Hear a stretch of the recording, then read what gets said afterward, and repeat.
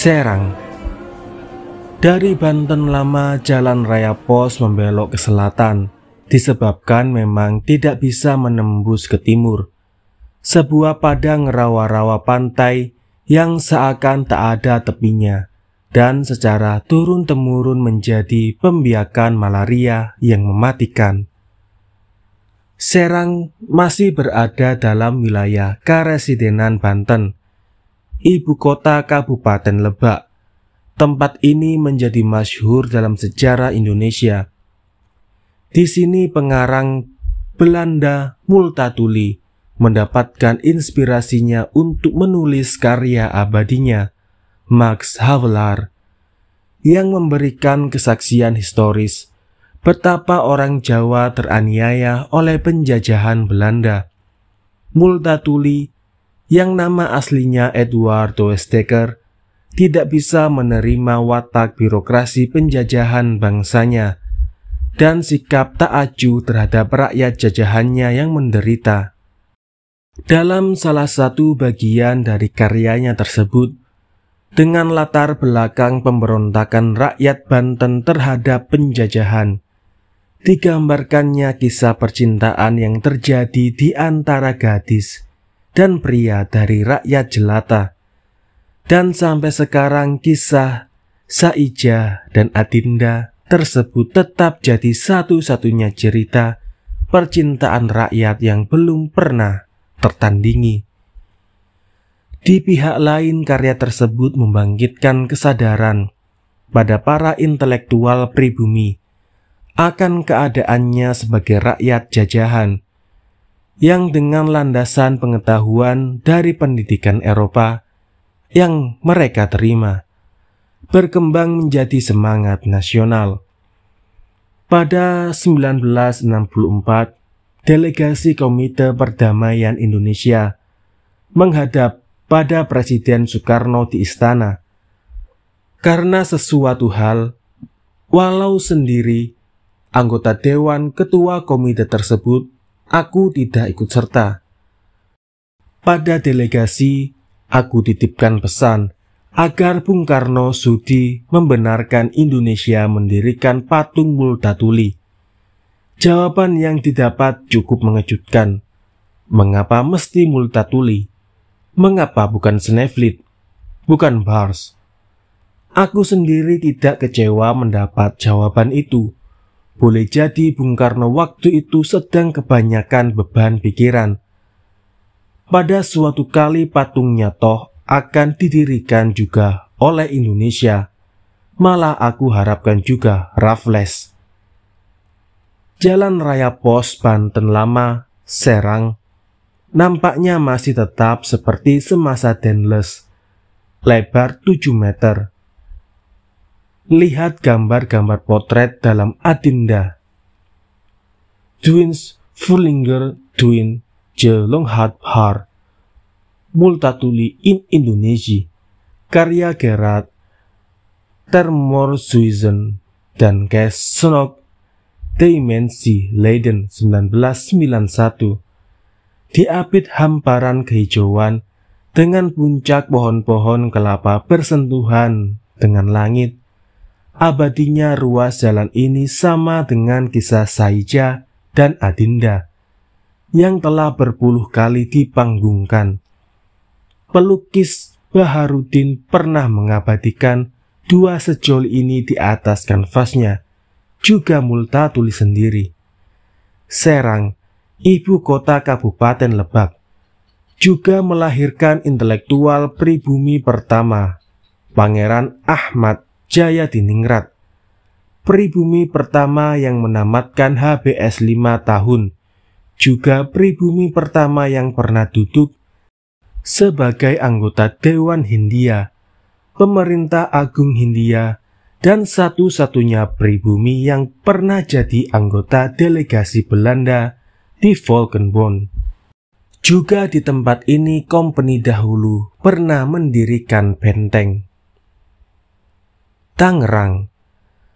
Tangerang sebagai nama tempat adalah ejaan salah warisan Belanda. Semestinya ditulis dan diucapkan Tangerang.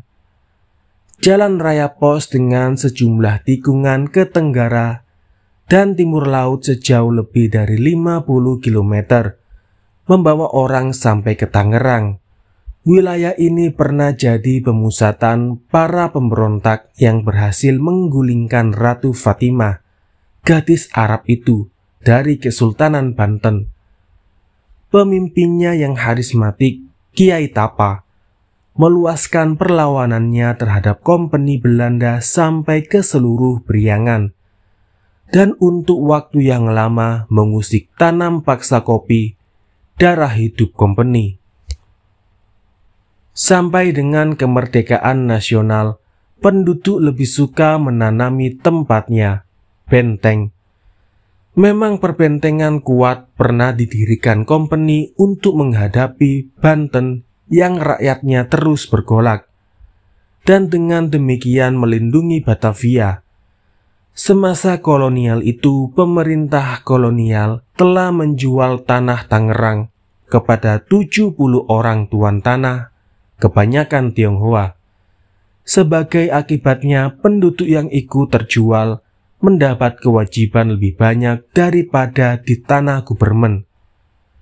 Penduduk yang tak berdaya secara hukum menghadapi persekongkolan kolonial dengan tuan tanah, melahirkan para jawara atau para jagoan sebagai kekuasaan tandingan. Dengan aksi-aksinya yang menurut ukuran hukum yang berlaku adalah kriminal, mereka membentuk gerombolan-gerombolan yang mengganggu kemapanan kolonial dan tuan tanah. Namun perlindungan pada tuan tanah tetap lebih unggul berbanding para jawara dengan gerombolannya. Tradisi jawara tanpa tuan tanah dalam era kemerdekaan nasional menjadi sumber kriminalitas. Tanahnya yang datar dan subur saja menghasilkan beras, juga berbagai palawija, terutama kedelai. Ini membuat Tangerang jadi produsen kecap sejak zaman kompeni, zaman Hindia Belanda, Jepang, sampai kemerdekaan nasional. Dengan cap produksi sini juga dikenal sebagai kecap benteng dan selalu dipromosikan sebagai kecap kelas 1. Kenomor satuannya menyebabkan Bung Karno bisa membuat ungkapan ngecap yang berarti mempromosikan diri sebagai yang nomor wahid. Topi anyaman bambu telah membuat tempat ini terkenal di dunia. Pada 1887 saja, Tangerang telah mengekspor topi 145 juta buah, terutama ke Perancis. Telah menjadi kebiasaan dalam kurun tersebut, topi Tangerang dipergunakan oleh para pekerja pelabuhan, baik di Eropa maupun di Amerika, dan terutama Amerika Latin. Sejak masa pendudukan Jepang, disusul revolusi dan kemerdekaan nasional, industri topi bambu gulung tikar, dan nampaknya takkan bangun lagi untuk selama-lamanya. Tangerang dibelah oleh Cisadane. Konon dahulu sungai ini jadi perbatasan antara Kesultanan Banten dengan Kerajaan Jayakarta. Benteng yang didirikan kompeni di sini dinamai Tangerang, yang menyebabkan mulai dari sini sampai ke muara Cisadane dinamai Kali Tangerang.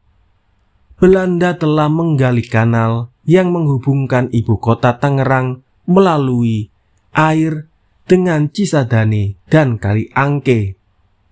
Di Batavia, sepotong hidupku pernah habis di tempat ini.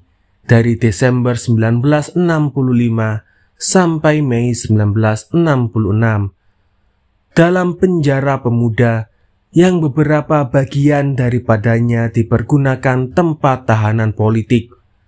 Tanah milik penjara di luar tembok adalah tempat kami melakukan kerja paksa, bertanam sayuran khusus untuk menambah isi kantong komandan camp. Di penjara ini, sekali dua kali kami dengar ramai-ramai tawur antara kelompok etnis pemuda kriminal kontra kelompok etnis pemuda kriminal lain yang diakhiri dengan sorak-sorai skor hasil tawuran 1-2 atau 2-3. Dan itulah jumlah korban terbunuh dalam tawuran. Di sini juga aku jadi saksi bagaimana teman-teman Tapol dalam penjara ini menderita kelaparan. Jatah makan yang diberikan tidak mencukupi, baik dalam kualitas maupun kuantitas, sehingga pada waktu-waktu genting tertentu, sehari bisa 2-3 teman Tapol meninggal. Sekali pernah 6 teman mati dalam sehari. Kelaparan ini akibat korupnya birokrasi, atau memang diterapkan sistem pembunuhan melalui pelaparan. Bagi yang mati maupun yang ditahan tak ada bedanya. Tapol, kematian, perampokan, pelaparan adalah salah satu metode untuk mendirikan orde baru. Yang penting dalam sejarah kemerdekaan nasional adalah bahwa di tempat inilah untuk pertama kali didirikan akademi militer semasa revolusi, masih pada tingkat awal. Dan sekarang Tangerang telah menjadi kota industri di samping perdagangan, juga kota pemukiman buruh dan birokrat yang bekerja di Jakarta. Maka lalu lintas Tangerang-Jakarta termasuk terpadat di Indonesia yang mencapai puncaknya pada jam-jam masuk dan keluar kantor. Batavia, 25 km ke timur Jalan Raya Pos sampai ke Batavia, kota yang dibangun Jan Peter Scone. Pada mulanya Batavia adalah benteng yang dibangunnya dan diresmikan pada 12 Maret 1619 untuk kemudian menghapus lagi nama tersebut. Tidak lebih dari 2 bulan kemudian, pada 30 Mei 1619, Kompeni Belanda di bawah Koun menyerbu Istana Adipati Jayakarta yang diberitakan dengan kerugian hanya seorang serdadu tewas. Dengan demikian, berdasarkan hukum perang, Jayakarta menjadi milik Kompeni Belanda. Dalam perkembangannya kemudian, Batavia menjadi ibu kota kerajaan dunia Belanda di Asia dan Afrika, mengakhiri pelayaran liar Wildvaart Company, karena sekarang telah ada tujuan yang pasti. Yang dinamai Batavia semasa Koun adalah Jakarta, kota dewasa ini, yakni Kodia Jakarta Utara, tanpa Kepulauan Seribu. Kota Batavia dibangun menurut pola kota Belanda dengan sejumlah kanal, jalan raya, dan gedung. Tenaga kerja diambil dari tawanan perang dan budak belian, dan orang-orang Tionghoa yang diculik dari pantai selatan Tiongkok. Orang-orang Tionghoa inilah yang kemudian dengan jiwanya yang lebih mandiri dan merdeka, serta kerajinannya yang luar biasa, berhasil meninggalkan statusnya sebagai pekerja paksa, menjadi pengusaha dan pedagang, menguasai sektor ekonomi masyarakat Batavia. Kompeni Belanda sendiri merasa iri dan jengkel terhadap keberhasilan mereka.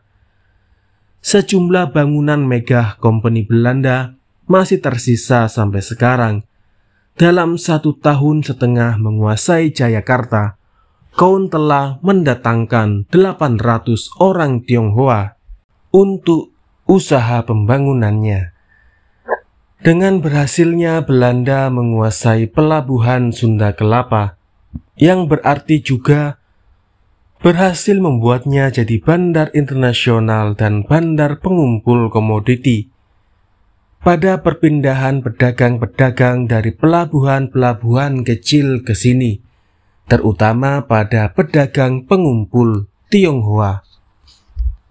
Untuk keamanan Batavia, Koun membangun 4 benteng, masing-masing dinamai dengan nama-nama batu mulia. Maka penduduk menamai 4 serangkai benteng kota tersebut Kota Intan. Di selatannya, Koun membangun daerah pemukiman. Ia bercita-cita membangun koloni Belanda dan hendak mendatangkan wanita-wanita Belanda untuk jadi istri para serdadu dan pejabat kompeni. Pihak kompeni Belanda di Belanda menolak gagasan ini. Maka kota yang dibangunnya diisi dengan imigran sukarela, terutama orang Tionghoa. Kompeni Belanda sudah sejak lahirnya adalah sebuah usaha dagang. Langkah Koun menguasai Jakarta membuat kompeni Belanda terlibat dalam usaha menguasai wilayah secara permanen. Dari sini muncul polemik sepanjang sejarah kompeni Belanda atau VOC. Apa yang penting untuk kompeni? Berdagang atau berkuasa? Memang VOC lebih mudah mendapatkan keuntungan melalui perdagangan. Tapi berdagang saja tidak mungkin. Pertama, karena raja-raja pribumi yang tak pernah melihat berkembangnya golongan menengah belum mengerti makna perjanjian dagang. Mereka mendasarkan segala-galanya pada kekuasaan pribadi sebagai raja semata. Berdasarkan konsep kekuasaan, seseorang bisa menjadi raja karena memang dikodratkan menjadi raja. Timbullah anggapan kekuasaan berasal juga dari kodratullah, jadi bebas dari tindak salah atau berdosa.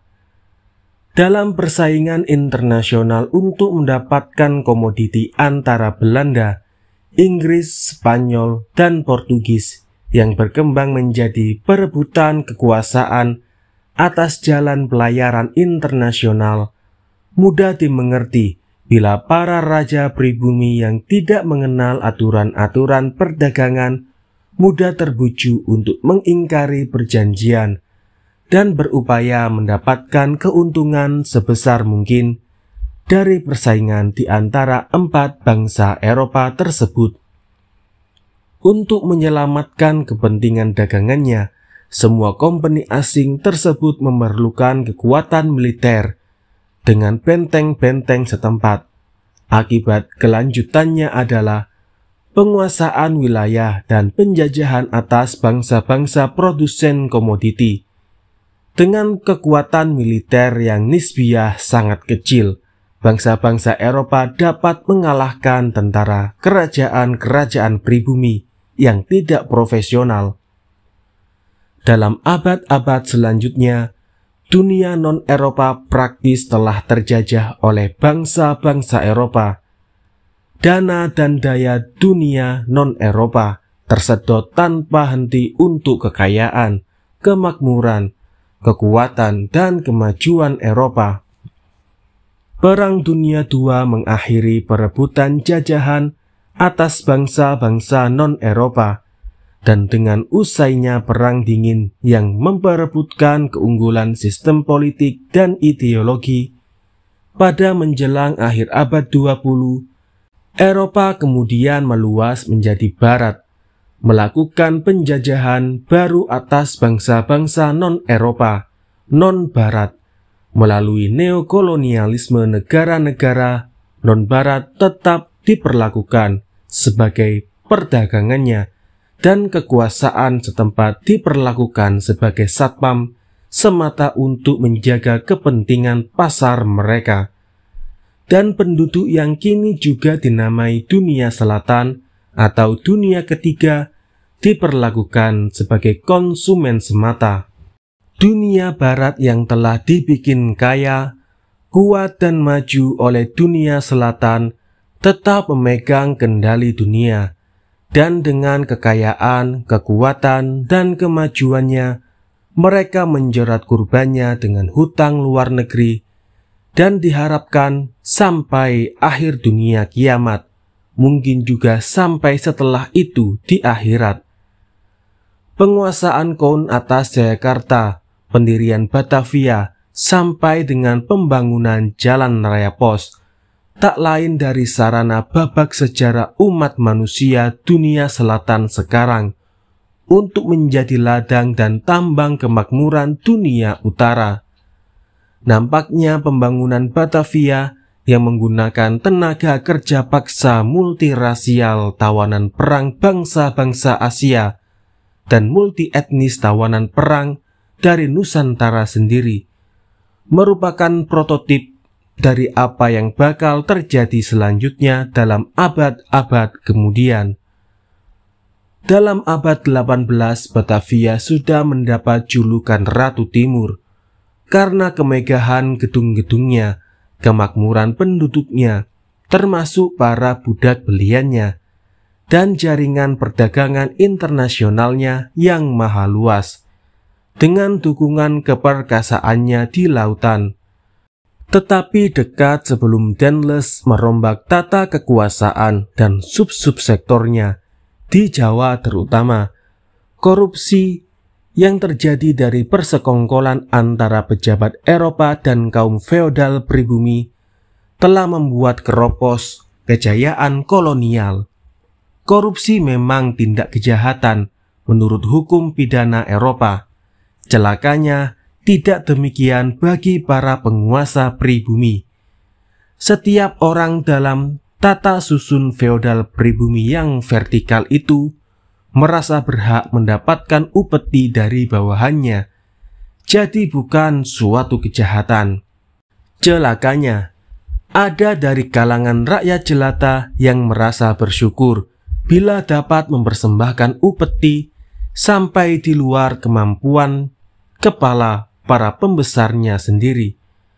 Abdullah bin Muhammad al-Misri, pengarang dalam bahasa Melayu, menulis memoar tentang semasa Dauntless pada kurang lebih 1815 bahwa semua kekayaan dari bumi Jawa harus sampai ke negeri Belanda karena memang begitu. Si Opas menipu pegawai pelabuhan, yang menipu juru tulis kantor, yang menipu Petor, dan Petor menipu anggota Dewan Hindia, yang menipu Gubernur Jenderal. Gubernur Jenderal menipu majikannya, Raja Belanda. Pengarang berbahasa Melayu tulisan Arab tersebut memang cuma meledek korupsi yang terjadi sejak Opas, kantor, sampai Gubernur Jenderal. Korps, pejabat pribumi dan Eropa bersama-sama. Semua yang dikorup tak lain daripada dana dan daya rakyat kecil, petani, dan betapa terkejutnya Inggris waktu mendarat di Jawa setelah kepergian Dauntless pada 1809, bahwa petani Jawa hanya dapat menikmati 1/14 dari hasil panennya. 13/14 adalah untuk membiayai tata susun feodal pribumi sendiri. Kekuasaan kolonial dan kemakmuran serta kesejahteraan Belanda Eropa dari sisa yang 1/14 itu untuk kepentingan pribadi, dan keluarganya masih harus membayar mahal pada para pedagang pats, pemborong atau monopol pasar, pejagalan, madat bila si petani menghisap madat, dan sejumlah lain, termasuk jembatan-jembatan tertentu. Biasanya pemegang adalah orang Tionghoa yang memperolehnya dari company melalui lelang. Dari Raja Belanda sampai Dewan Hindia dan Gubernur Jenderal, residen dan birokrasinya, bupati sampai pamong desa terendah, semua hidup dari penghasilan petani. Jadi bagaimana petani Jawa bisa hidup? Orang Inggris menjawab sendiri, karena kesuburan tanahnya. Justru karena itu petani sebagai lapisan terbawah masyarakat tidak boleh menjadi bebas. Lebih buruk lagi setiap saat mereka terbuka terhadap pembunuhan. Dalam sastra babat pribumi, Pembunuhan yang terjadi atas kelas feodal besar kesempatan tercatat di dalamnya, tetapi pembunuhan terhadap lapisan bawah masyarakat tidak pernah tercatat nama mereka. Penindasan struktural atas masyarakat rendahan ini membuat para petani Jawa pasrah, apatis, tanpa pelindung. Bahkan untuk keselamatan mereka sendiri, mereka harus membentuk sistem kepolisiannya sendiri yang dibiayai dan dilaksanakan oleh mereka sendiri. Bukan suatu kebetulan bila dalam salah satu pidatonya, Bung Karno pernah menyatakan bahwa kurang lebih petani kita belum pernah merdeka. Sayang, tak kuingat lagi kapan dan di mana kata-kata tersebut diucapkan atau dituliskan. Pengamat barat malah tak segan-segan menilai petani Jawa sebagai indolen. Batavia berpenduduk multirasial, multietnis sejak didirikan oleh Koun.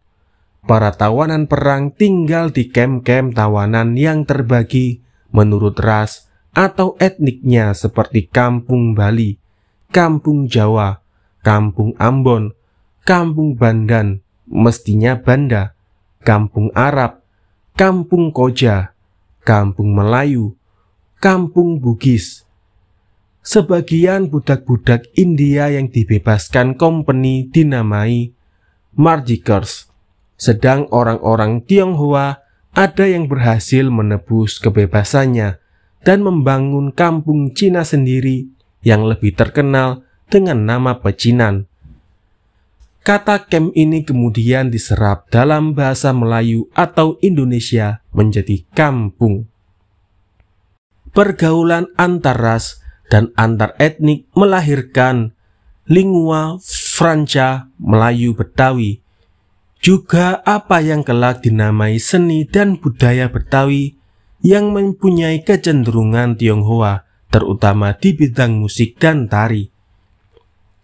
Waktu Batavia diserang oleh tentara Mataram pada 1628 dan 1629, budak-budak dan tawanan perang yang ikut membela Belanda mendapatkan pembebasan karena kesetiaannya, walaupun dalam tentara kompeni Belanda terdapat tak kurang-kurangnya serdadu Jepang bayaran yang terkenal ganas dengan pedang samurainya. Tak pernah jelas apakah mereka kemudian jadi penetap di Batavia. Baik, kita tinggalkan dulu Batavia dan kembali pada Daendels yang diagungkan sebagai pembangun Jalan Raya Pos alias Jalan Daendels. Dialah yang memperluas Batavia lebih ke pedalaman. Waktu itu Batavia yang terkepung oleh rawa-rawa pantai sangat tidak sehat.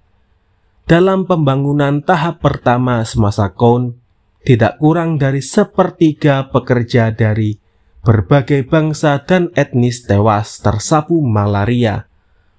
Untuk membuat Batavia menjadi sehat, Daendels memerintahkan menghancurkan benteng-benteng kota Intan agar kota mendapatkan hawa lebih segar. Perluasan ke selatan menggunakan wilayah Gambir yang oleh Belanda dinamai Welterverden. Ia membangun istana baru di seberang timur lapangan Banteng, terjemahan dari Belanda, Boevelveld, dengan kandang-kandang untuk kereta dan kudanya. Kandang-kandang ini sejak dasawarsa pertama abad 20 dipergunakan untuk tempat pencetakan dan penerbitan Volkslektur, yang lebih terkenal kemudian dengan nama Balai Pustaka. Untuk menangkal serbuan Inggris tanpa benteng kota, ia pusatkan pertahanannya lebih ke selatan, Veltervreden, ke Meester Cornelis, yang untuk waktu lama oleh penduduk Batavia disebut Meester, kemudian dinamai Jatinegara. Artinya bahwa jalan-jalan di Batavia semasa Daendels telah memenuhi syarat untuk pengangkutan militer dari Master Cornelis sampai ke pelabuhan Sunda Kelapa. Dengan terpusatnya militer di selatan Weltervreden, pembangunan besar-besaran pun mengikuti. Sebagai seorang Napoleon kecil, barang tentu ia juga membawa mutiara revolusi Prancis, liberté, égalité, fraternité, kebebasan, persamaan, persaudaraan. Nyatanya tidak demikian. Tak ada kebebasan, persamaan, dan persaudaraan disebarkannya di Jawa. Kalau ada seperti kebebasan yang diberikan, hal itu hanya sebatas kebebasan beragama, dan itu pun hanya mengenai agama orang Eropa, dan di sini berarti Katolik. Sebelum Daendels, umat Katolik memang menghadapi banyak kesulitan dari pihak kompeni Belanda. Soalnya Belanda yang Protestan pernah melancarkan perang 80 tahun untuk membebaskan diri dari penjajahan Spanyol yang Katolik. Perang laut antara Belanda dan Spanyol dan Portugis adalah buntut perang 80 tahun. Mudah untuk mengerti mengapa Kaun menindas umat Katolik di Maluku dan banyak memberikan beras kepada umat Katolik yang taubat pada Protestan. Jadi kebebasan beragama yang diberikan Daendels di Jawa tak lebih artinya daripada pengakuan pada kehadiran Katolik. Bagaimanapun terbatasnya pekerjaan reform di bidang keagamaan ini bukan tidak penting. Dalam masa pemerintahannya, Weltervreden ia sulap menjadi pemukiman, perkantoran sipil, maupun militer yang mempesonakan. Dan waktu ia meninggalkan Jawa, istana yang dibangunnya belum sepenuhnya selesai pemasangan atapnya, sebagai bukti bahwa ia telah menularkan mutiara revolusi Prancis. Ia bangun gedung gereja Katolik yang besar, megah, menjulang tinggi, menurut tradisi Katolik Eropa. Nama Batavia hapus dari peta sejarah pada bulan-bulan pertama pendaratan bala tentara Jepang. Melalui keputusan pemerintah pendudukan Jepang, nama itu diubah menjadi Jakarta sesuai dengan keinginan kaum nasionalis. Semasa dasawarsa terakhir pemerintah kolonial, nama itu pun sudah dipergunakan secara sporadis oleh kaum nasionalis, tetapi yang paling gigih dan paling lama menggunakannya adalah Lembaga Pendidikan Nasional, Taman Siswa, dan para lulusannya. Dalam bulan Juni atau Juli 1942, setelah diperintahkan meninggalkan rumah keluarga, aku mulai tinggal di Jakarta. Sebagian besar hidupku pun kulewatkan di sini. Waktu datang untuk pertama kali, aku terkesan pada keanggunan, kebersihan, dan keteraturan sisa-sisa kehidupan kolonial ibu kota negara Hindia ini. Rasanya jauh lebih beradab dari Surabaya. 3,5 tahun masa pendudukan militeris Jepang, Jakarta tak terurus lagi kebersihannya. Aspal jalannya pada terkelupas. Tak jarang bagian-bagian yang hancur karena sudah tak mampu lagi menanggung beban truk, tank, dan panser Jepang, membuat susunan batunya porak-poranda. Jalur kiri kanan, badan jalan ditumbuhi ilalang berdebu yang cukup rapat dan tinggi.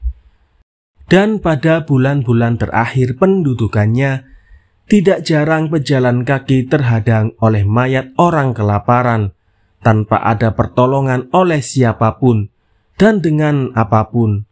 Setiap orang terancam oleh nasib yang sama. Jakarta sebagai kota proklamasi mengalami kebangkitan dari kelesuan pendudukan Jepang pada Agustus 1945. Di luar dugaan, penduduk yang kelaparan dan hanya memiliki sisa terakhir kekuatannya bersorak menyambut kemerdekaan nasionalnya sendiri.